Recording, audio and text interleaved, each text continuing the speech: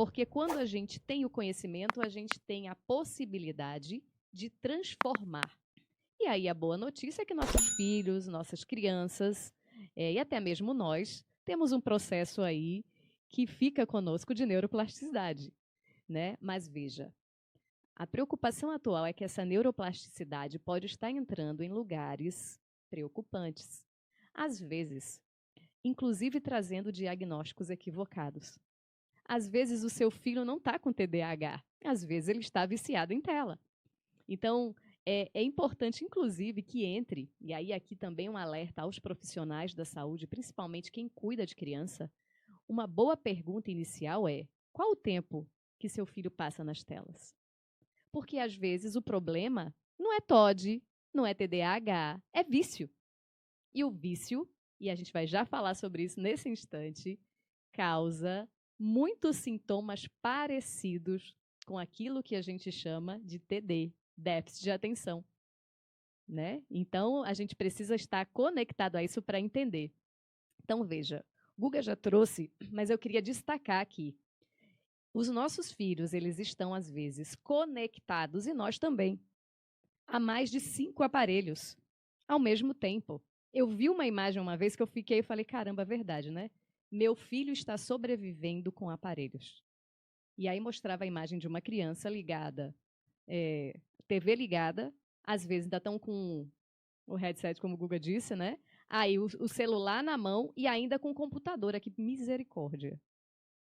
Isso, veja, o cérebro humano infantil não foi feito para isso. Ele precisa focar em uma coisa de cada vez. Dica, vocês viram que a gente vai ao longo aqui? Dica, né? Seu filho está jogando, está no tempo de uso de tela, de smartphone, desliga a televisão. Tira o computador de perto. Deixa ele numa coisa só. Dica simples que dá para colocar no seu dia a dia. Dica para você, para o seu dia a dia. Né? E, gente, é muito interessante, porque, olha, com o smartphone na ponta dos dedos, os nossos filhos não precisam lembrar de mais nada, nem nós. Não precisam lidar com tédio. Não precisam desenvolver a capacidade de estar consigo mesmo. É muito mais fácil. Olha, tudo foi planejado para nos deixar conectados, né? Então, a rolagem infinita, o que é? As curtidas, o que é? Tudo foi projetado para que... Veja, eu sempre digo para os alunos, você às vezes vai, isso acontece comigo às vezes, eu vou no WhatsApp para olhar uma mensagem de uma turma, de um grupo de uma turma, para ver como é que está a semana de provas deles. Aí, às vezes, eu vejo todas as outras mensagens e o que eu fui fazer no WhatsApp, eu não fiz. Eu não fiz isso, né? E aí, e pode ser que isso aconteça com você também. Isso acontece o quê? A gente vai dando uma olhada, você acha que não, mas quando você menos espera, você está mais de 30, 40, 50, e a gente fica 2 horas, né? E aí, é claro, eu acho que é importante a gente entrar aqui numa questão que gera consciência. As tecnologias estão causando em nós ciclos de recompensa neuroquímica de baixo valor, mas em grande quantidade. É uma chuva de conteúdos. E a gente precisa parar e pensar, né? O que isso está trazendo para a gente. Isso está alterando, inclusive, as nossas funções cognitivas. O nosso córtex pré-frontal, o que é isso, Lilian? Essa parte aqui, né, da frente do nosso cérebro aqui, né? Que é responsável por foco e autocontrole, está sendo prejudicado. Talvez isso te ajude a entender porque seu filho, às vezes, está com um comportamento tão desafiante, por que ele está tão irritado, por que ele não consegue esperar o tempo dele, né? E aí a gente quer trazer para vocês a neuroquímica do vício digital. O que é que acontece no cérebro? Olha, eu sei, você já pode ter ouvido, mas Polly, Google e eu vamos trazer para vocês de uma forma clara e diferente, porque uma coisa é a gente ouvir, outra coisa é a gente colocar em prática. Mas me diga aí, Polly, você que lida com essa parte, né? Com os neurotransmissores, que conhece eles, conta pra gente o que acontece. Gente, é vício.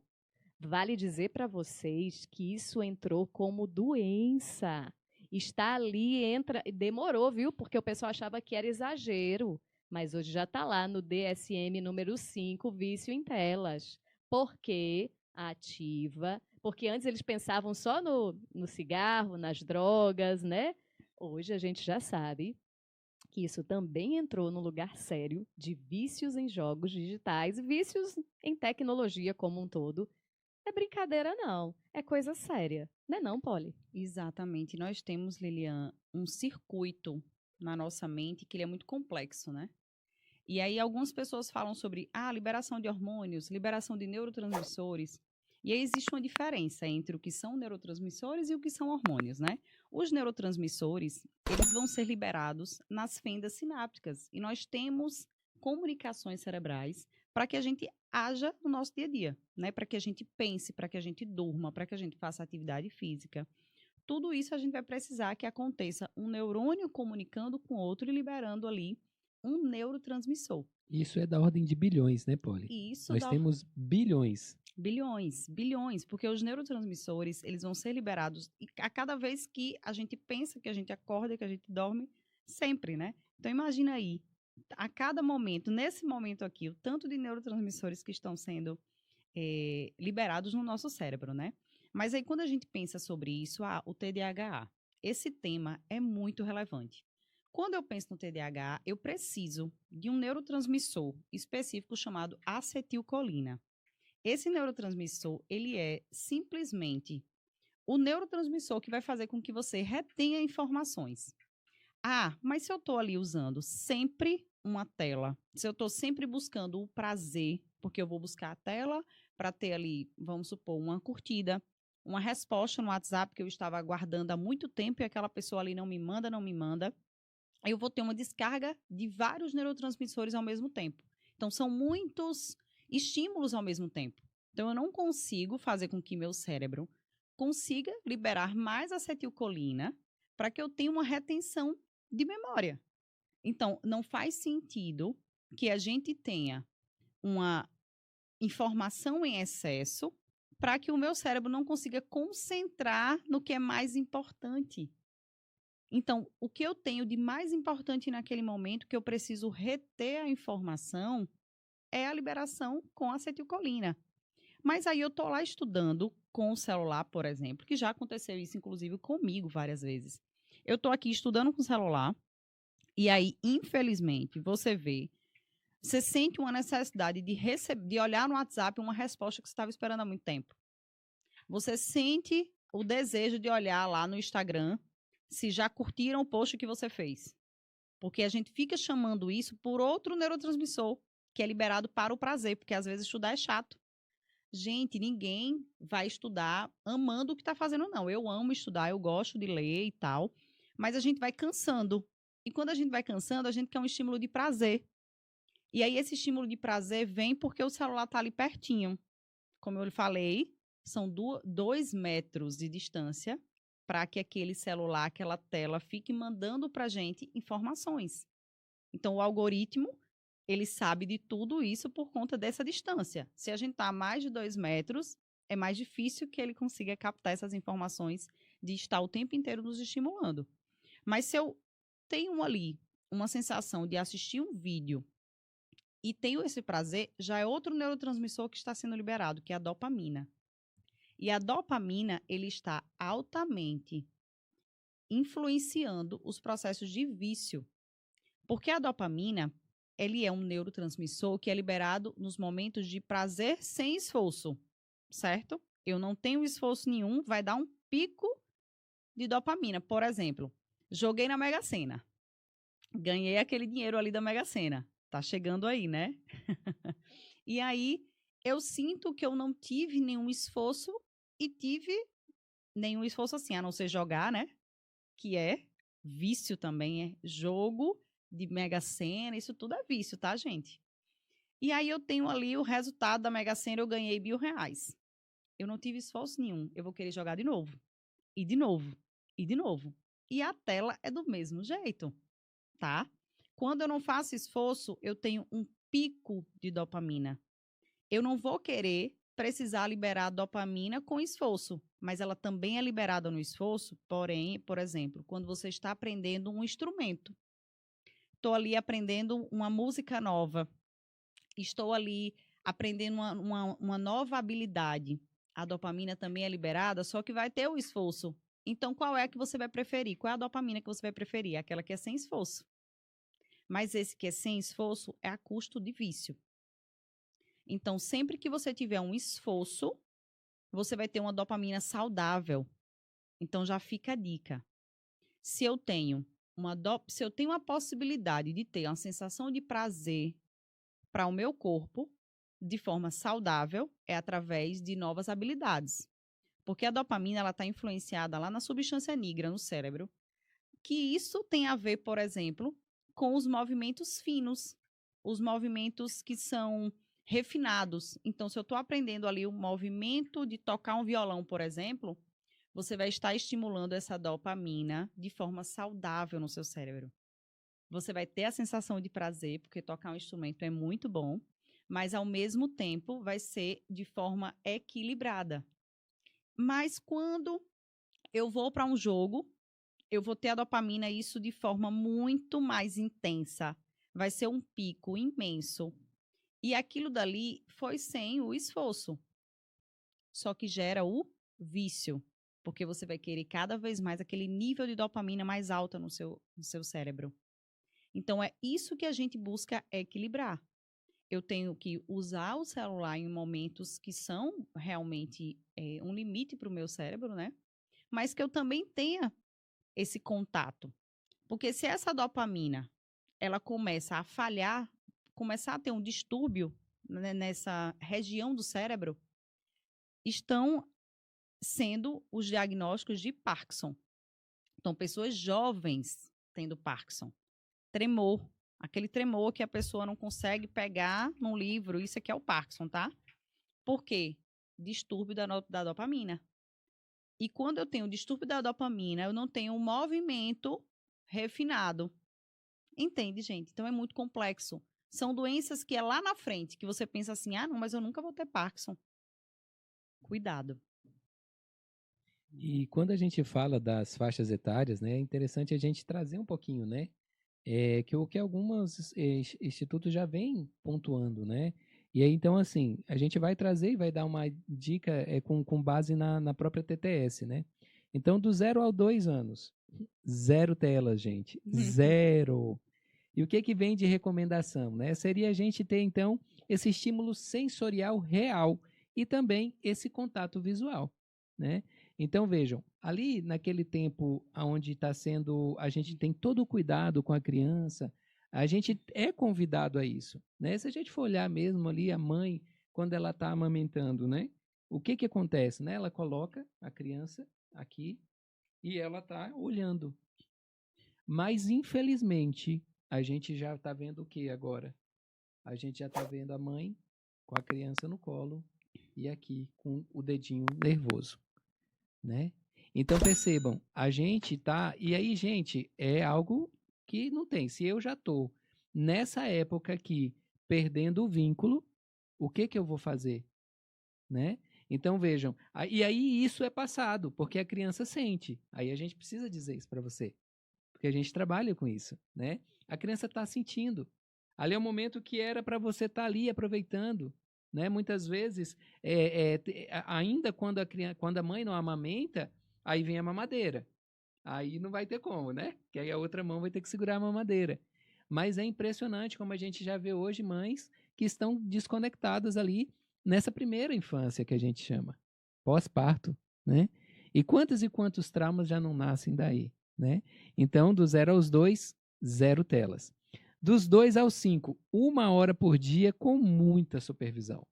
Mas é muita supervisão mesmo, né? E qual seria a recomendação para essa idade? O brincar simbólico e movimento físico. Veja, movimento. O nosso corpo, ele nasceu para o movimento, né? E a gente muitas vezes vai deixando isso. E a tela, ela é feita para quê? O teu filho, quando ele bota ali no YouTube, os vídeos, o algoritmo vai sempre puxar um outro vídeo daquilo que ele está assistindo. Por isso que ele não sai. E às vezes quando você vai falar, ele fala, não, mas eu fiquei só 1 hora. E aí quando a gente vai ver, são 3, 4 horas. Tá? E a gente vai ver aqui quem pode usar 3 horas, viu? Então, 6 a 12 anos, de 1 a 2 horas por dia, também com supervisão. E as recomendações seriam o quê? Atividade com regra e esforço físico. Então, ali já é a hora da gente, enquanto pai, levar a criança para uma caminhada, para andar de bicicleta, lavar o carro, né? Por quê? Lavar a louça, por que não? Né? A gente já falou aqui em outros podcasts a importância que nós temos de contribuir com as questões de casa. Minha gente, homem, porque o homem não tem que lavar a louça. Quem foi que disse que o homem não precisa lavar a louça? E aí perceba, se o meu filho me vê lavando louça, ele vai lavar também. É óbvio. Né? Então a gente precisa dar o exemplo. Então a gente precisa, e veja, gente, olha, para que eu desconecte o ser humano de algo que é importante, eu preciso me conectar. Mas eu preciso me conectar de forma física, de forma visual. A criança ela precisa entender que ela está sendo amada, que ela está sendo cuidada. E veja, a gente não está falando, veja, não é nenhum absurdo. Né? Gustavo, mas eu não consigo. Então está na hora de procurar ajuda. Às vezes, a dificuldade que você tem com seu filho, a depender da idade que ele tenha, tem relação direta com algum trauma seu daquela mesma idade. Isso tem acontecido, tem chegado muito para mim no consultório. O pai chega, a mãe chega e fala, olha, mas o meu filho de 13 anos ele está insuportável. E aí quando a gente vai ver, não tem nada a ver com o filho. Às vezes eu até digo, né? Falo, traz ele para a doutora Poliana fazer uma micro, né? A gente recomenda, óbvio, né? A gente recomenda o profissional. E aí, quando a Poliana vai mexer lá, ela simplesmente entende. A criança estava numa situação? Estava. Mas, antes disso, ela tinha também questões de pai e mãe. E aí a gente vai dizer, né? Olha, é importante que você cuide. A gente vai sugerir. Aqui é tudo sugestão, né? Não é nada de imposição. Mas a gente sabe quantas e quantas vezes acontecem as coisas com a gente procura um ao outro. Por quê? Porque a gente não dá conta muitas vezes só. E é legal que no processo terapêutico a gente vai ter essa questão de muitas coisas que vocês vão aprender com a gente, vocês vão conseguir evoluir, mas chega um momento que a gente trava. E quando a gente trava, a gente precisa de ajuda, tá certo? Adolescentes, 3 horas por dia. Olha só. 3 horas por dia. O que eu falei? Que muitas vezes a criança fica 3 horas no YouTube. A criança. E aqui a gente está falando de adolescente. Né? Então percebam. E aí o que a gente vai fazer com adolescente? Fomento de identidade real versus virtual. É muito importante que você olhe para seu filho e que você converse com ele sobre o não se comparar com outras pessoas. Porque, infelizmente, isso acaba sendo uma das dificuldades também que as telas elas vão trazer. E tela aqui a gente vai falar de forma geral. Por quê? Porque começa a existir uma comparação. A gente vinha conversando a caminho aqui, né, do local onde a gente está gravando aqui. E quando eu conversava com a minha irmã, a gente estava mostrando, gente, a importância que é a gente conversar com os meninos também sobre puberdade. Porque a gente tem uma conversa com as meninas, mas os meninos não. Né? Então, veja, e como é importante que a gente faça isso, gente? E por quê? Porque os meninos, eles também precisam ser preparados. Gente, é uma mudança gigantesca que acontece no menino. Hormônio, pelo, cheiro. E a gente tem que estar ali. Mas eu não sei, Gustavo. Então, nós temos que estudar. Então, por que a gente não direciona um tempo dali do nosso dia para conhecer o que é a puberdade? Para a gente buscar. Gente, a gente precisa cuidar do comprimento do amiguinho do nosso filho. E a gente muitas vezes não sabe. Né? Então, e por quê? Porque tem um tamanho. E a gente está tendo aí uma mudança até mesmo nisso. Por quê? Crianças sedentárias, essas crianças sedentárias, elas estão ficando muito tempo sem movimento, e essa falta de movimentação, ela está fazendo com que a criança engorde. E esse engordar, ele traz uma série de modificações. E aí a gente vai para um processo chamado aromatase, que é o quê? A gente vai ter a conversão de testosterona em estradiol. Ou seja, eu tenho meninos que podem desenvolver um corpo mais feminino por conta da falta de movimento. E isso é muito sério. Por quê? Porque isso vai comprometer, inclusive, no crescimento lá do amiguinho do menino. E imagina, gente, é importante a gente trazer isso para vocês. Por quê? Porque isso lá a longo prazo pode ser traumático. Então a gente tem que cuidar agora. A gente precisa desse cuidado, certo? E veja, adultos não tem horário estipulado, mas precisa ter pausa frequente.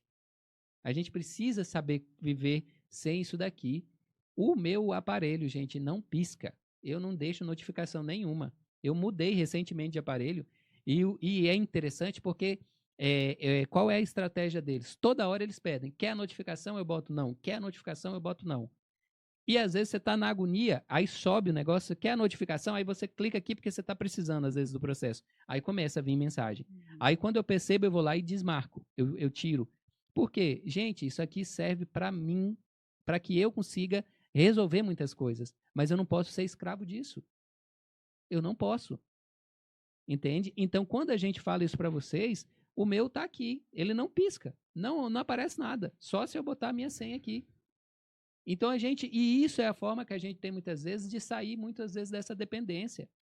E percebam, vamos lá, nós somos 40 a mais aqui, né? Não parece, eu sei, eu sei, eu sei. Ó, a Poli é novinha, a Poli só tem 37, né?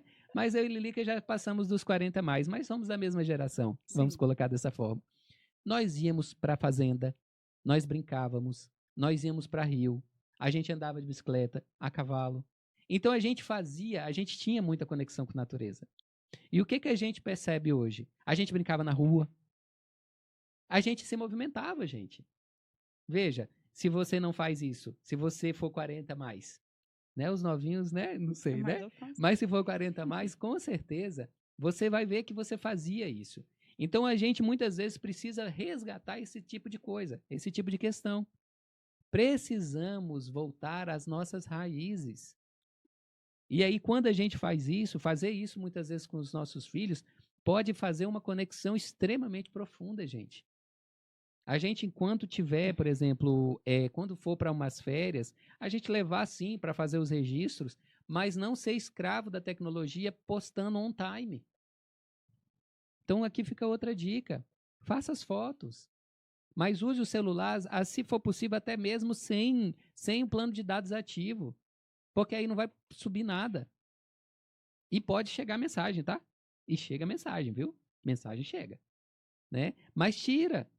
Se for o caso, bota no modo avião, só fotografa. Por quê? Depois você vai olhar, você vai produzir, vai pós-produzir as imagens. E aí, quando você estiver fazendo isso, já vem aquela coisa gostosa. E aí se conecta mais ali com aquilo que você está fazendo. Né? Esteja presente. A gente é a geração mais conectada a um aparelho. Gente, é como se a gente fosse escravo disso aqui.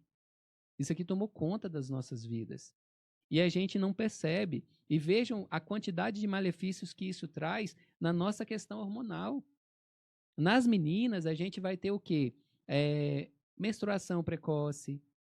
A gente vai ter toda uma questão de aceleramento de questões. E se a gente tem aceleramento no início, a gente pode ter também um aceleramento lá no fim. É só a gente aguardar. Provavelmente a gente vai ter uma menopausa precoce também. Né? Então percebam, a gente tem que tomar cuidado. Gente, já é estudo mostrando infertilidade nos homens. Então veja, não é brincadeira. Nos idosos, comprometimento da questão do olhar, do olho. O olho ali cansando, o olho ficando extremamente comprometido. Né? E tanto em adultos quanto em idosos, a gente ainda vai ter um comprometimento do ciclo circadiano. Poli, eu acho massa que você fala sobre isso. Né? O que é esse ciclo circadiano e qual a importância da gente olhar para ele? Né? Porque eu acho que vale muito a pena que você traga, eu acho bonito quando você traz isso, porque é muito potente isso. Sim.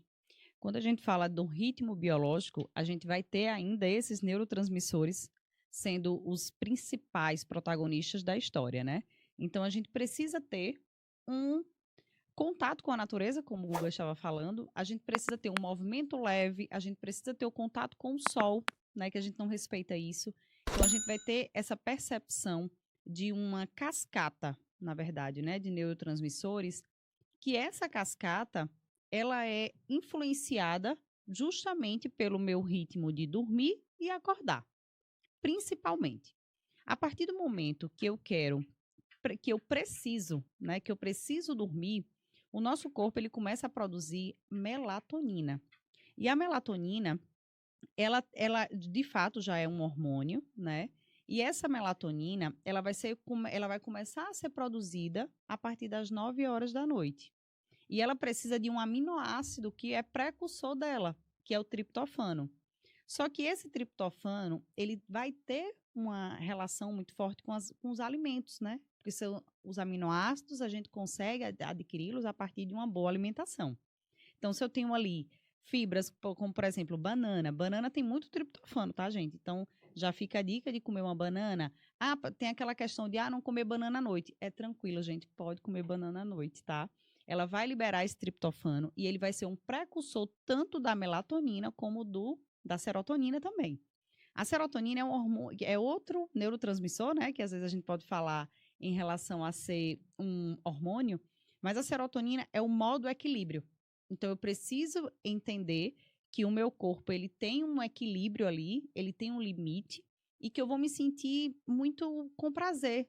Tá tudo bem no aqui, no agora. Sabe quando você fala assim, mas tá tudo bem? É a serotonina ali, é o neurotransmissor sendo liberado.